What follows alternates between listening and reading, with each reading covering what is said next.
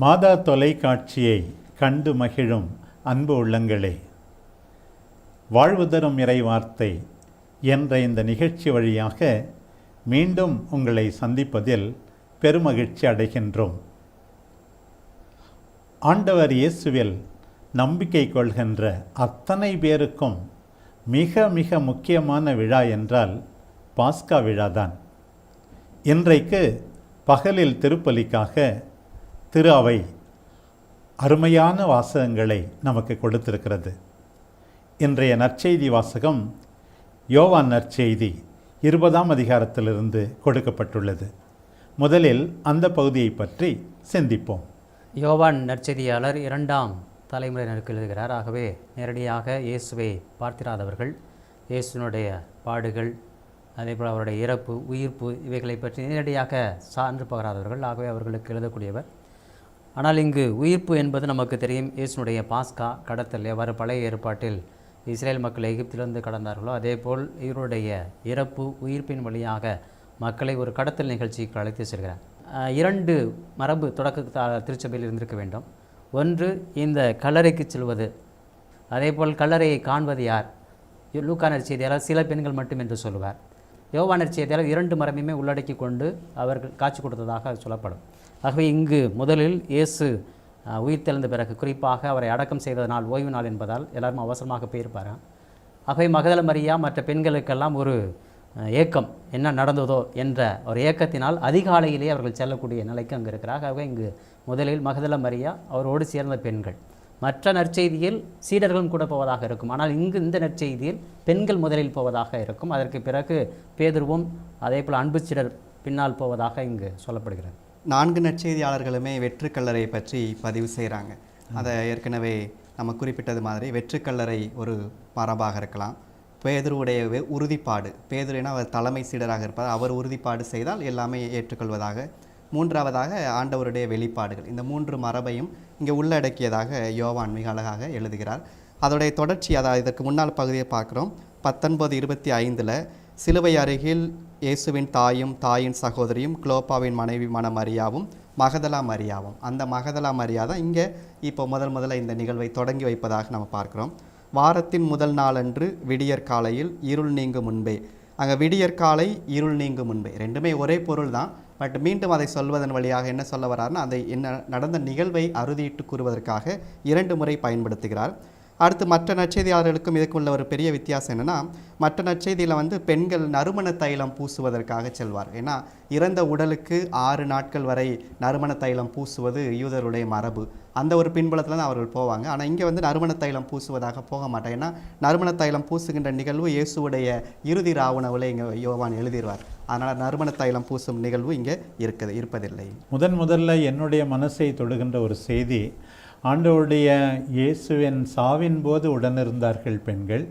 அப்படி உடனிருந்த பெண்களில் ஒருவர் தான் இந்த மகதலா மரியா. சீடர்கள் ஓடிவிட்டார்கள். ஆனால் சாவதை ஆண்டவருடைய சாவை மரிய மதலேனா பார்த்து கொண்டிருந்தார்.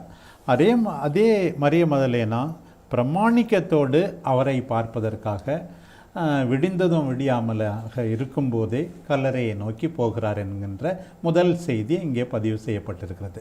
அந்த பெண்களுடைய பிரமாணிக்கம் ஆண்டவரை பொறுத்தமட்டில் ஒரு விதத்தில் ஆண்களை விட அது நம்முடைய கருத்தை கவர வேண்டும். இன்னொன்று பார்த்திங்கன்னா, இங்கே இருக்கக்கூடிய ஒரு சிறப்பு நிகழ்ச்சி பார்த்திங்கன்னா, மற்ற நற்செய்தியாளர்கிட்ட வானதூதர் இருப்பதாக அங்கே காண்பிக்கப்படும். இங்கு வானதூதர் இருப்பதாக இருக்காது இந்த பகுதியில். அதே போல் இன்னொன்று பார்த்திங்கன்னா, வானதூதர் இல்லாதனால இவங்க மனக்கலக்கத்துடன் செல்லக்கூடிய தன்மை இங்கே இருக்கிறது. இவர்கள் மனக்கலக்கம் அங்கே பார்த்திங்கன்னா, உங்களுக்கு வானதூதர் இருந்தனால இயேசுனுடைய உயிர்ப்பு என்பது அறிவிக்கப்படுகிறது. ஆனால் இங்கே இயேசுனுடைய உயிர்ப்பை அறிவிப்பதற்கான சூழலை இவர் உருவாக்கலை, மாறாக மனக்கலக்கத்தோடு சென்றார்கள். அதே போல் இன்னொன்று பார்த்திங்கன்னா, இந்த நற்செய்தியில் மட்டும்தான் இருவரும் ஓடினர், ஒருமித்து ஓடினர். பேதுருவும் யோவானும். உறுதிப்படுத்தக்கூடியவர் யாருன்னு பார்த்தீங்கன்னா பேதுரு. அதனால தான் முதல்ல கல்லறைக்குள் நுழையக்கூடியவர் பேதுருவாக இருக்கும். அவர் உறுதிப்படுத்தினா மட்டும்தான் இயேசுனுடைய உயிர்ப்பு மற்றவர்களுக்கு சான்றாக அமைய வேண்டும் என்ற அடிப்படையிலும் இங்கு சொல்லப்படுகிறது. மகதலா மரியா முதலாக சீடரிடம் சொல்லும்போது, ஆண்டவரை கல்லறையிலிருந்து யாரோ எடுத்துக்கொண்டு போய்விட்டனர் என்று சொல்கிறார். கடைசியில் அவர் அந்த ஆண்டவர் அவருக்கு தோன்றிய பிற்பாடும் நான் ஆண்டவரை கண்டேன் என்று உறுதி முடிப்பார். அப்போ ஆண்டவரை காணவில்லை, ஆண்டவரை கண்டேன் என்று 20:18 முடிக்கிறார். அப்போ ஒன்று இல்லாத ஒன்றை திரும்ப காண்பதாக நம்ம பார்க்கின்றோம். ஒரு பக்கம் பார்த்தால் யூத தலைவர்கள் ஆண்டவர் உயிர்க்கவில்லை, உடலை சீடர்கள் திருடி கொண்டு போய்விட்டார்கள். ஒரு விதத்தில் ஏறக்குறைய மறைமலையினால் கூட யாரோ ஆண்டவருடைய உடலை எடுத்துக்கொண்டு போய்விட்டார்கள். இந்த நிலைப்பாடு அங்கே இருக்கிறது. பிறகு இவர்கள் இருவரும் ஓடினார்கள், ஆர்வத்தோடு ஓடினார்கள், போய் பார்க்க ஓடினார்கள், என்ன நிகழ்ந்தது என்பதை பார்க்க ஓடினார்கள். உண்மையாகவே திருடப்பட்டு விட்டதான். ஆனால் அங்கே விவரிக்கப்பட்டிருக்கிற செய்தி நம்முடைய உள்ளத்தை தொடுகிறது. உண்மையாக அது திருட்டு கிடையாது. ஏன்னா திருடுறவங்க ஒரு இறந்தவருடைய உடலை திருடுறவங்க வெறும் அந்த துணியெல்லாம் மடித்து வச்சுட்டு யாரும் திருட மாட்டாங்க. அதனால் திருடப்படவில்லை, உண்மையாகவே வேறு ஏதோ நடந்திருக்கிறது என்பது அந்த திருட்டுக்கு ஒரு முற்றுப்புள்ளி வைத்தாகிற மாதிரி இங்கே அந்த செய்தி சொல்லியிருக்கிறது. அடுத்தது இன்னொன்று, இந்த யோவான் அந்த காலியான கல்லறையை பார்த்தே அவர் நம்பினார். காலியான கல்லறையே இவருடைய நம்பிக்கைக்கு போதுமானதாக இருக்கிறது என்கிற விதத்தில் அந்த கருத்தும் சொல்லப்பட்டிருக்கிறது. எப்படி இது அழகாக இங்கே இந்த இடத்துல இந்த டெக்ஸ்ட் நமக்கு எப்படி இந்த உண்மைகளை எல்லாம் சொல்லுகிறது என்பதையும் நம்ம பார்க்குறோம். ஏன்னா யூத மரபில் குறிப்பாக தொடக்க கால திருவையில் பல்வேறு தப்பறை கொள்கைகள் இருந்தன இயேசுனுடைய உயிர்ப்பை பற்றி. ஒருவேளை ஏன்னா யோவானர் செய்தியாளர் தான் கடைசியாக எழுதினார். ஆகவே அங்கு தொடக்க கால திரு அவையில் குறிப்பாக இயேசுனுடைய உயிர்ப்பை பற்றி இருந்த கேள்விகளுக்கு பதில் சொல்லக்கூடிய விதத்திலும் இந்த நிகழ்ச்சி சொல்லப்பட்டிருக்கிறது. ஆகவே தான் யாரும் எடுத்துகிட்டு போயிட்டாங்களா அப்படிங்கிற ஒரு இது. ஆனால் பார்த்திங்கன்னா கடைசியாக உங்களுக்கு இன்னொன்று பார்த்தீங்கன்னா மறைநூலில் எழுதியுள்ளது, அதாவது மறைநூல் வாக்கை அவர்கள் அதுவரை புரிந்து கொள்ளவில்லை. இப்போ எடுத்துக்காட்டுக்கு நீங்கள் பார்த்தீங்கன்னா இயேசு பலமுறை தன்னுடைய பாடுகள், துன்பம், இறப்பு, உயிர்ப்பை பற்றி பேசுவார். அப்பொழுதெல்லாம் அவர்கள் புரிந்து கொள்ளவில்லை, ஏன்னா அவங்களுக்கு அது தெரியல. இப்போ தான் கல்லறையில் உடல் இல்லை வேணா உங்களுக்கு புரியுது. அவர் சொன்னது இப்போ தான் அவங்களுக்கு நினைவு வருவதாக அங்கு சொல்லப்படுகிறது. அப்போ ஏன்னா உயிர்த்தெழுதல் என்பது எப்போனா யூதர்களை பொறுத்தளவில் இறுதி காலத்தில் நடைபெறும் என்பதுதான். அது ஒரு நிறைவு கால இயல், நிறைவு கால சொல்லுங்க தான் சொல்லுவாங்க. அப்போ இறுதி காலத்தில் உயிர்த்தெழுவார்கள் என்பது யூதர்களுடைய நம்பிக்கை. அதற்கு நம்ம 1 தெசலோனிக்கர் 4:16 அதே போல் யோவான் 11:24 கூட இந்த இறுதி காலத்தில் உயிர்த்தெழுதலை பற்றி யூதர்கள் நம்பினதை பற்றி அங்கே சொல்லப்படும். ஆனால் இயேசு இங்கே சொல்லக்கூடிய இன்னொரு விஷயம் என்ன சொல்லுவாங்கன்னா, இயேசு ஏற்கனவே இறுதி காலத்தை தொடங்கி வைத்து விட்டார். தன்னுடைய இறப்பு உயிர்ப்பொழியாக இறுதி காலத்தை தொடங்கி வைத்து விட்டார். ஆகவே அந்த இறுதி காலம் என்பது இன்றைக்கு அவருடைய இயேசுனுடைய அந்த உயிர்ப்பின் வழியாகவே தொடங்கிவிட்டதாக இங்கு ஆசிரியர் சொல்வதாக சொல்வார்கள். ஏன்னா யோவான் நற்செய்தியாளர் அந்த கேள்விகளுக்கும் தப்பறை கொள்கைகளுக்கும் பதில் சொல்லக்கூடிய அவர், அதே நேரத்தில் அவருடைய நம்பிக்கையில் குறிப்பாக யூதருடைய நம்பிக்கை என்பது இறுதி கால நம்பிக்கை. ஆனால் அந்த நம்பிக்கையை யார் இயேசு தன்னுடைய உயிர்ப்பின் வழியாக தொடங்கி வைத்து விட்டார் என்று சொல்லக்கூடிய தன்மையும் இங்கே இருக்கும். அந்த யூதருடைய நம்பிக்கையை பொறுத்தளவில் மோசேயுடைய ஒரு உருவகத்தை நம்ம பார்க்குறோம். மோசேயுடைய உடல் எங்கே இருக்குது என்று தெரியவில்லை அவர்களுக்கு. அந்த இணைச்சட்டம் 34:10 பார்க்குறோம். அதே மாதிரி தான் இங்கே இயேசுடைய உடல் இல்லாமல் போகின்றது. ஏறக்குறைய அந்த யூதருடைய நம்பிக்கை மோசையை போல புதிய மோசையாக இருக்கின்ற இயேசுவும் அவருடைய உடல் இல்லை என்பது, அந்த உடல் இல்லைங்கிற ஒரு நம்ம பார்க்கின்றோம். அடுத்ததாக இதில் கடைசியாக கண்டார் நம்பினார். அதுக்கு முன்னால் சென்றார், கண்டார், நம்பினார். இந்த மூன்றையும் நம்ம உயிர்ப்பு அனுபவமாக நம்ம எடுத்துக்கொள்ளலாம். ஸோ இன்றைக்கி நம்ம உயிர்ப்பு நம்முடைய அனுபவமாக மாற வேண்டும் என்றால் இந்த 3 வினைச்சொற்கள் அவசியம். செல்ல வேண்டும், காண வேண்டும், நம்ப வேண்டும். இந்த மூன்றும் சேரும் போது தான் நம்பிக்கை பிறக்கிறது. அதைத்தான் பவுலடியாரும் கொரிந்து நகர திருச்சபைக்கு எழுதுகின்ற மடலில் சொல்கிறார், ஆண்டவர் உயிர்த்தெழவில்லை என்றால் நாங்கள் கொண்டிருக்கும் நம்பிக்கையும் நாங்கள் அறிவிக்கின்ற நற்செய்தியும் வீண் என்கிறார். அப்போ இந்த 3 படிநிலைகள் ஒரு உயிர்ப்பு அனுபவம் பெறுவதற்கு தேவை என்பதை நாம் புரிந்து கொள்ளலாம். அந்த கருத்தை ரொம்ப அருமையாக சொன்னீங்க. இப்போ யோவான் நற்செய்தியில் ஆண்டவரிடம் செல்லுதல், ஆண்டவரை காணுதல், ஆண்டவரை நம்புதல், இந்த சொற்றொடர்களுக்கெல்லாம் ஒரு நெருங்கிய தொடர்பு இருப்பதை பார்க்கிறோம். முதல் சீடர்கள் அழைக்கப்படும் போது கூட அவர் வந்து பாருங்கள், அவர்கள் சென்றார்கள், கண்டார்கள், அவரோடு இருந்தார்கள், நம்பினார்கள், மற்றவர்களையும் அழைத்து வந்தார்கள். ஏறக்குறைய சீடத்துவ வாழ்க்கையே இதுதான். ஒரு சில இன்னொரு விளக்கம் என்ன சொல்லுவாங்கன்னா, உயிர்த்தெழுதலுக்கு இயேசுனுடைய மதிப்பீடுகள் உயிர் பெற்றது, இயேசு உயிர் பெறவில்லை. அப்போ அதுதான் சென்றார்கள், கண்டார்கள், நம்பினார்கள் என்பதற்கான அந்த பின்புலம் என்பது மதிப்பீடுகள் அல்ல. மாறாக அவர் இயேசு இறந்தும் உயிர் வாழ்கிறார், அவர் உரையாடுகிறார், உறவாடுகிறார், எல்லோருக்கும் காட்சியளிக்கிறார் என்ற ஒரு கருத்து. ஏன்னா இவர் பின்னாடி இருந்தனால அந்த பின்புலத்தை ரொம்ப அழுத்தமாக கூறுவார். அதற்கு பிறகு வந்து உங்களுக்கு வந்து இயேசு இன்றும் வாழ்கிறார் என்ற கருத்தை வந்து, ஏன்னா பவுலுடையாருடைய அந்த பின்னணியை பவுலுடைய கடிதங்கள்லாம் எழுந்த பிறகு இவர் எழுதினால அந்த கருத்தும் இங்கே அழுத்தம் பெறும். இதை கடைசியாக நம்ம அந்த சீடர்கள் தங்கள் தங்கியிருந்த இடத்திற்கு திரும்பி சென்றார்கள் என்ற ஒரு இதை நம்ம பார்க்குறோம். அதைத்தான் உயிர்ப்பு அனுபவம் பெற்ற ஒருவர் தங்களுடைய வாழ்க்கைக்கு திரும்பி போக வேண்டும். ஸோ நம்முடைய நோக்கம் வந்து கல்லறையில் போய் இருப்பதல்ல. அதைத்தான் புனித அகுஸ்தினார் சொல்வார், நம்ம கிறிஸ்தவர்கள் எல்லாருமே உயிர்ப்பின் மக்கள்.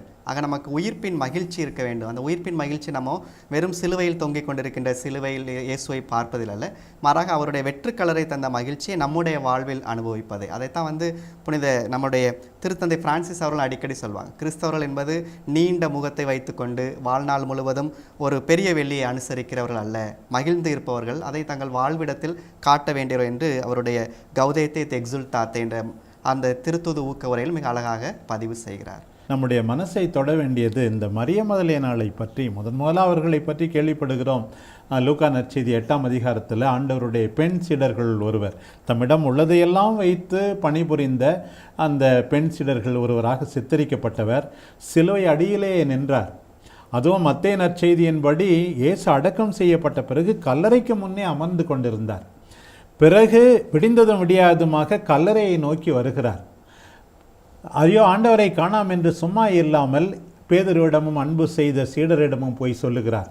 சரி, அவங்ககிட்ட சொல்லிவிட்டு நமக்கு வேற ஒன்றும் தேவையில்லை அப்படின்னு சொல்லி அவங்க பார்த்துக்குவாங்கன்னு இல்லாமல் திருப்பி கல்லறைக்கு வருகிற மரிய மதலேனா, ஆண்டவரை காண்கின்ற மரிய மதலேனா, அப்போஸ்தலருக்கு அப்போஸ்தலியாக இருக்கிற மரிய மதலேனா, இவர்களுடைய அந்த பெர்சிவியரன்ஸ், விடாமுயற்சி, ஆண்டவருக்காக தன்னையே முழுமையாக கொடுக்கின்ற அந்த எடுத்துக்காட்டு உண்மையாகவே நம்மை தொட வேண்டும். அதனால தான் வழக்கமாக சமயம் சொல்லுவாங்க, என்னென்னா உயிர்ப்பினுடைய வளர்ச்சியில் சொல்லுவாங்க, முதலில் இயேசு உயிர்த்த இயேசு யாருக்கு முதலில் வெளிப்படுத்துகிறார்? தன்னை அதிகமாக, அல்லது தாம் அன்பு செய்த, அதிகமாக அன்பு செய்தவர். அப்படி பார்த்தீங்கன்னா மகள மரியா, சிலுவை இடையில் யார் நின்றார்களோ அவங்க. ஆகவே முதலில் பெண்களுக்கு, இரண்டாவதற்கு யாருக்கு வெளிப்படுத்துவார்னா தன்னோடு பணி செய்த சீடர்களுக்கு, மூன்றாவதாக மற்றவர்களுக்கு. இன்னொரு விஷயம் இருக்குது, சமூகத்தில் யார் கடைநிலையாக உள்ளார்களோ அவர்களுக்கு வெளிப்படுத்துவது. இன்னொன்று சட்ட ரீதியாக பார்த்தீங்கன்னா பெண்களுடைய சாட்சியம் செல்லாது. அப்போ இயேசுனுடைய உயிர்ப்பை முதல்ல பெண்களுக்கு அவர் காட்சிப்படுத்துகின்ற பொழுது ஒருவேளை இவங்க போய் சான்று பகிர்ந்தாலும் என்ன பண்ண மாட்டாங்கன்னா ஈதோ சமம் எடுத்துக்க மாட்டாங்க. ஆகவே இந்த சான்று ரீதியாகவும் பார்த்தீங்கன்னா இந்த சான்று, இன்னொன்று உணர்வு ரீதியாக அன்பு. ஆக படிப்படியாக சீடர்கள் உயிர்த்த ஆண்டவரை நம்புகின்றார்கள். அதுவரை மறைநூலை புரிந்து கொள்ளவில்லை, புரிந்து கொள்ள ஆரம்பிக்கிறார்கள் என்கின்ற அந்த செய்தி நமக்கு தெளிவாகிறது. இன்றைய முதல் வாசகம் திருத்தூதர் பணியிலிருந்து எடுக்கப்பட்டுள்ளது. பேதுரு கொர்நேலியுவின் இல்லத்துக்கு சென்று அங்கே உயிர்த்த ஆண்டவரை அறிவிக்கின்ற அந்த பகுதியை பற்றி இப்போது சிந்திப்போம். திருத்தூதர் பணி உண்மையுமே லூக்கா நற்செய்தியினுடைய ஒரு தொடர்ச்சி என்று தான் சொல்லலாம். ஏன்னா லூக்கா நற்செய்தியால் தான் எழுதுகிறார். ஆகவே அவர் உயிர்ப்பில் முடிக்கிறார். பிறகு இங்கு விண்ணகம், அதற்கு பிறகு தூய ஆவியின் வருகை, அதில் சீடர்கள் எவ்வாறு தூய ஆவியை பெற்ற பிறகு அவர்கள் அறிவுரை ஆற்றுகிறாங்க. அதில் முதல் பகுதி பார்த்திங்கன்னா 1ஆம் அதிகாரத்தில் ஏறக்குறைய 2ஆம் அதிகாரத்துலேருந்து 8ஆம் அதிகாரம் வரை இங்கு யூதர்களுக்கு நற்செய்தி அறிவிக்கக்கூடிய பணி. 8ஆம் அதிகாரத்தினுடைய 8ஆம் அதிகாரம் 4வது வசனத்திலிருந்து தான் பிற இனத்தாருக்கு நற்செய்தி அறிவிக்கக்கூடிய பணியாக இருக்கும். அங்கே பிலிப்பு தன்னுடைய பணியை சமாரியா யூதயா பகுதிகளில் அங்கே ஆற்றுவதாக நம்ம பார்க்குறோம். இயேசுனுடைய உயிர்ப்பு என்பது இந்த யூதர்களுக்கு மட்டுமல்ல, அல்லது சீடர்களுக்கு மட்டுமல்ல, தாம் அன்பு செய்தவர்களுக்கு மட்டுமல்ல, மற்றவர்களுக்கும் அறிவிக்கக்கூடிய விதத்தில் இங்கு என்பது இருக்கிறது. திருத்தூதனுடைய 2வது பகுதி என்பது பவுல், அதே போல் பவுலினுடைய பணி முழுக்க, அதாவது உலக கடையெல்லை வரைக்கும் எவ்வாறு நற்செய்தி பணி எடுத்து செல்லப்பட்டதாக நம்ம பார்க்குறோம். அதில் இன்றைக்கு நாம் பார்க்குறது புறவினத்தாருக்கு 2வது, அதாவது பிலிப்பு முதல்ல அங்கே பணி செய்கிறார், சமாரியாவில் பணி செய்கிறார். அதுக்கப்புறம் எத்தியோப்பியாவுடைய நிதியமைச்சருக்கு ஆற்றுவார். 3வதாக இங்கே பேதுரு கொர்நேலியுவிடம் பணி செய்வது. இங்கே பேதுருவுடைய உரை கொஞ்சம் வித்தியாசமாக இருப்பதை பார்க்குறோம். எருசலேமில் அவர் ஆற்றுகின்ற உரைக்கும் இது இப்போ ஆற்றுகின்ற உரைக்கும், ஏன்னா கொர்நேலி இருக்கிற இடம் புறவினத்தார் வாழ்கின்ற இடம். ஸோ புறவினத்தார் தான் அவர். அப்போ புறவினத்தார் இடத்துல பேசும்போது அவருடைய ஒக்காபுலரி எல்லாமே மாறுவதை நாம் பார்க்கின்றோம். எருசலேமில் அவர் பேசும்போது அவருடைய நோக்கம் பெரும்பாலும் மனமாற்றத்திற்கு அழைப்பதாக இருக்கும். இங்கே மனமாற்றத்திற்கான அழைப்பு எதுவுமே இல்லை, மாறாக இயேசுவை பற்றிய ஒரு அறிவிப்பாக. ஆவியால் நிரப்பப்பட்ட இயேசு சென்ற இடமெல்லாம் நன்மையே செய்து கொண்டு சென்றார். இப்போ இது உயிர்த்த ஆண்டவரில் நம்பிக்கை கொள்கின்ற ஒவ்வொரு நம்பிக்கையாளரை பற்றியும் மக்கள் அப்படி சொன்னாங்கன்னா உண்மையாக நல்லாயிருக்கும். அவர் சென்ற இடமெல்லாம் நன்மையே செய்து கொண்டு சென்றார். இந்த மனுஷன் யாருக்கும் கெட்டது நினைக்க கூட மாட்டான் அப்படின்னு சொல்லி ஒரு நம்பிக்கையாளரை பற்றி சொல்லும் விதத்தில் வாழணுன்றதுக்கு இந்த முதல் பகுதியினுடைய பேதுருவனுடைய பேச்சு நமக்கு அழைப்பு விடுக்கிறது. ஏன் தொடக்கத்திலேயே ஆள் பார்த்து செயல்படுவதில்லை? ஏன்னா பேதுருவனுடைய அந்த சொல்லாடல், இப்போ அது லூக்காவினுக்கு உரிய சொல்லாடலாக இருக்கலாம். ஆனால் பழைய ஏற்பாட்டை பொறுத்தளவில் கடவுள் ஆள் பார்த்து செயல்படுவதில்லை என்பது தான் அழுத்தமானது. அதுக்கு நம்ம லேவியர் 19:5 அல்லது இணைச்சட்டம் 10:17 சொல்லலாம்னு வைங்களேன். ஆனால் இங்கே பேதுரு சொல்லக்கூடிய ஆள் பார்த்து செயல்படுகிறார் என்ற ஒரு புரிதலும் இருக்கிறது. காட்சி கொடுத்தது கூட எல்லாருக்கும் காட்சி கொடுக்கல, அவருக்கு யார் சாட்சியா இருக்கணுமோ அவங்களே காட்சி கொடுக்கும். ஒரு விதத்துல ப்ரிஃபரன்ஸும் இருக்குதுன்னு தான் சொல்லலாம். அப்போ அதனால பார்த்தீங்கன்னா அப்படி அதுலேயும் பார்த்தீங்கன்னா தேர்ந்தெடுக்கப்பட்ட இஸ்ரேல் மக்கள்லையுமே அவர் ஆள் பார்த்து செயல்பட்டார். இப்போ எடுத்துக்காட்டுக்கு ஆபிரகாமுடைய வழிமரபினரை தெரிந்து கொள்ளுதல். அப்போ இங்கு ஆள் பார்த்து செயல்படுவதில்லை என்பது 2 விதமான பொருள் இருக்குது. கடவுள் பார்ப்பதில்லை, ஆனால் அதே நேரத்தில் தேர்ந்து கொண்ட மக்கள்கிட்ட யார் நேர்மையாக இருக்காங்களோ, யார் நம்பிக்கைக்குரியவர்களாக இருக்காங்களோ, யார் அவருக்கு சான்று பாரக்கூடியவர்களாக இருக்காங்களோ அவர்கள் சார்பாகவும் இருக்கக்கூடியவராக இருக்கிறார் என்பது. அடுத்து இன்னொன்று பார்த்தீங்கன்னா எல்லா இனத்தவரிலும் அப்படிங்கிறது புறவினத்தாரையும் உள்ளடக்கியது. அப்போ அவர் கடவுள் எல்லா இனத்தாருக்கும் உரியது. முதல் வாசகத்தோட 2வது பகுதிக்கு வரும்போது, நன்மை செய்து கொண்டே சென்ற இயேசு சிலுவையில் அறையப்பட்டு கொல்லப்படுகிறார். கடவுள் அவரை 3ஆம் நாள் எழுப்புகிறார். ஸோ எழுப்பிய பிற்பாடு அந்த பிற்பகுதியில் நம்ம 2 வார்த்தைகள் முதன்மையாக இருக்கின்றன. ஒன்று இயேசு பெற்ற மாட்சி, 2 சீடருடைய சாட்சி.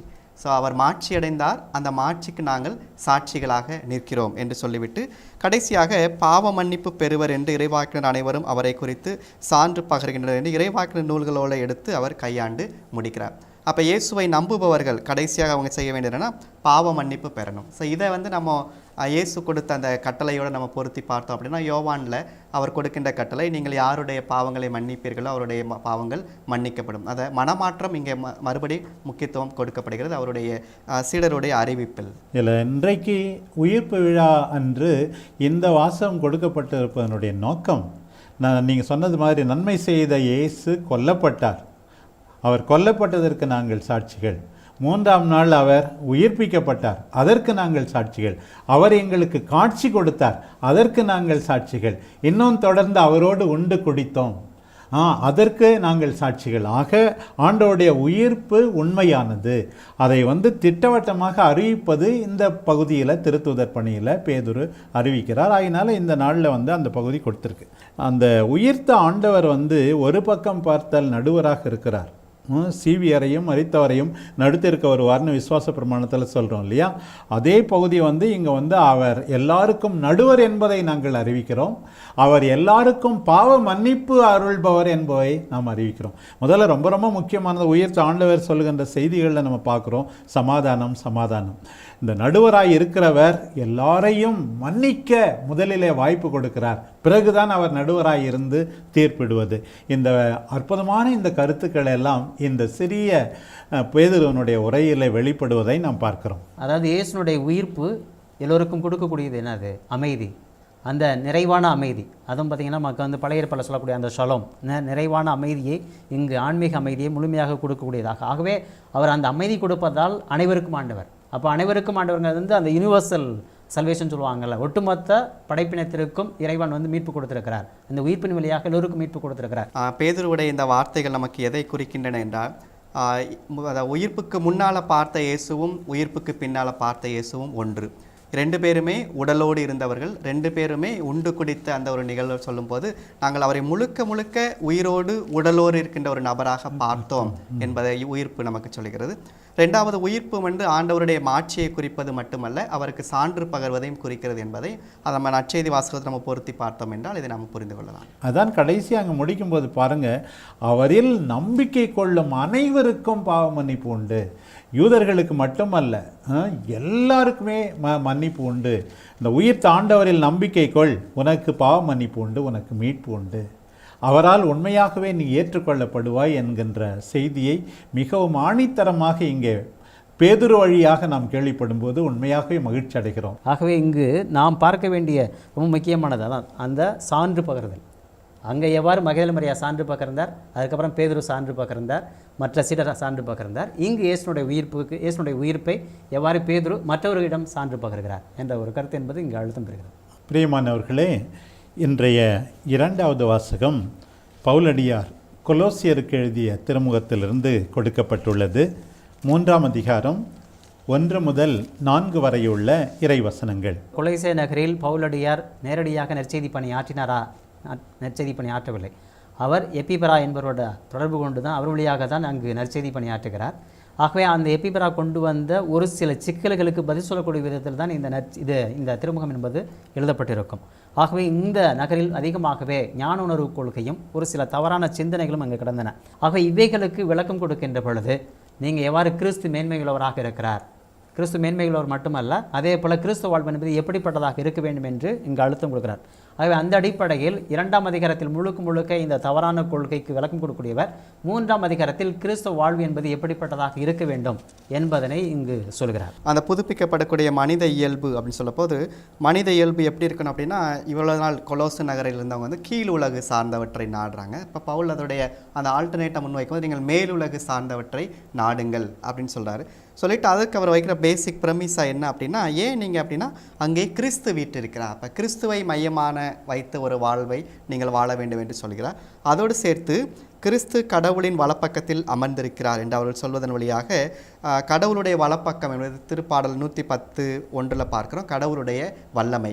அப்போ கடவுளுடைய வல்லமை எங்கே வெளிப்படுதுன்னா இயேசுடைய உயிர்ப்பு நிகழ்வில் வெளிப்படுது. ஸோ அந்த ஒரு பின்புலத்தில் இயேசுடைய உயிர்ப்பை இந்த ஒரு வார்த்தையில் அவர் சொல்லிவிடுகிறார், வலப்பக்கத்தில் அமர்ந்திருத்தல். இப்போ பவுல் வந்து இங்கே 2:12 சொல்லுவார், நீங்கள் திருமுழுக்கை பெற்றபோது அவரோடு அடக்கம் செய்யப்பட்டீர்கள், நீங்களும் அவரோடு உயிர் பெற்று எழுந்துள்ளீர்கள்.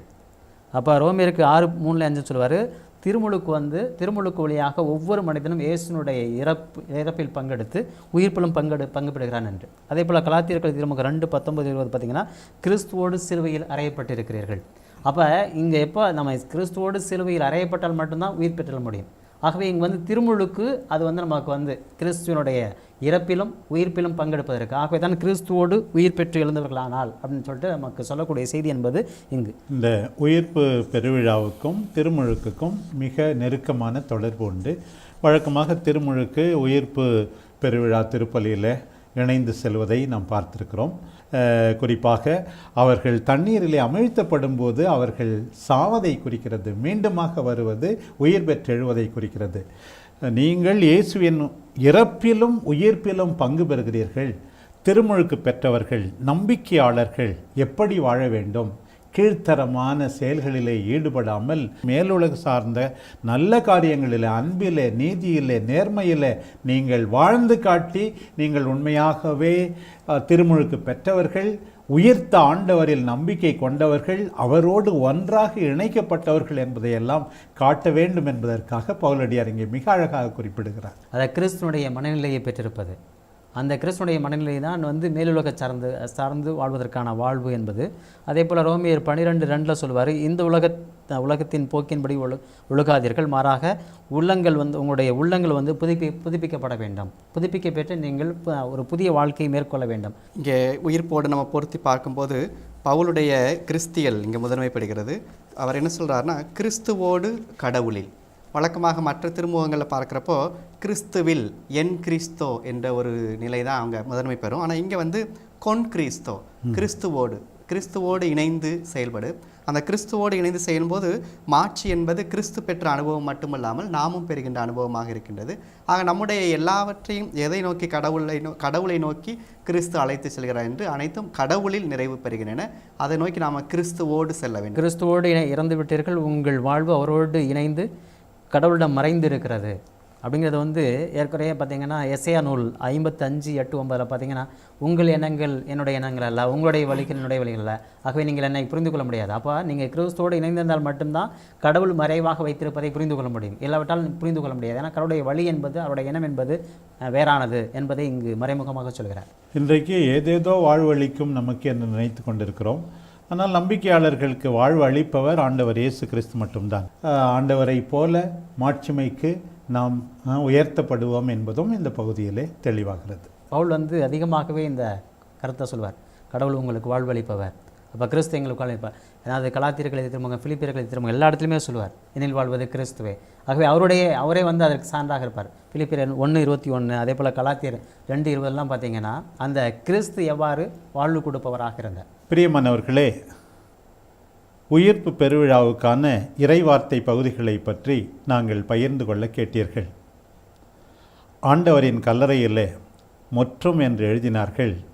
அது தொடரும் என்று பல பேருக்கு தெரியாமல் போய்விட்டது. விடிந்ததும் விடியாதுமாக மரிய மதலேனா கல்லறைக்கு சென்று காலியான கல்லறையை கண்டு சீடர்களிடம் அறிவித்து அவர்களும் அந்த காலியான கல்லறையை பார்த்து ஆண்டவரில் நம்பிக்கை கொண்டார்கள். உயிர்த்த ஆண்டவர் பல்வேறு காட்சிகளை தம்முடைய அன்புக்குரிய சீடர்களுக்கு வழங்கினார்.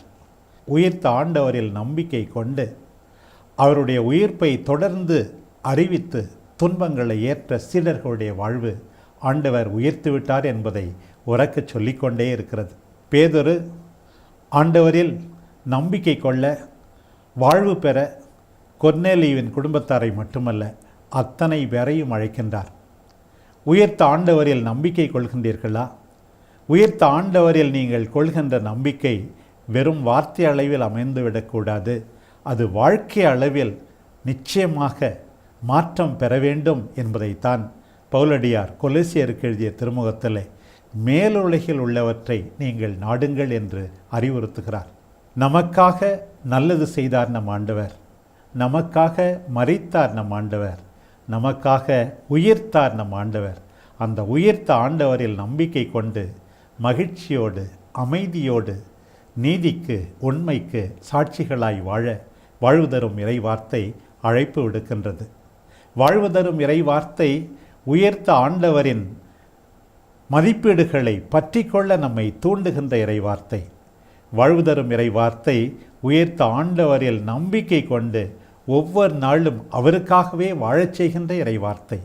அத்தகைய நல்வாழ்வுக்கு இந்த இறை வார்த்தை கொண்டாட்டம் நம்மை இட்டுச் செல்லட்டும். வாழ்வு தரும் இறை வார்த்தை என்ற இந்த நிகழ்ச்சி வழியாக மீண்டும் உங்களை சந்திக்கும் வரை உங்கள் அனைவருக்கும் மீண்டும் ஒரு முறை ஆண்டவர் இயேசு கிறிஸ்துவின் உயிர்ப்பு பெருவிழா நல்வாழ்த்துக்களை கூறி நன்றியுடன் விடைபெறுகிறோம். இயேசுக்கே புகழ், மரியே வாழ்க.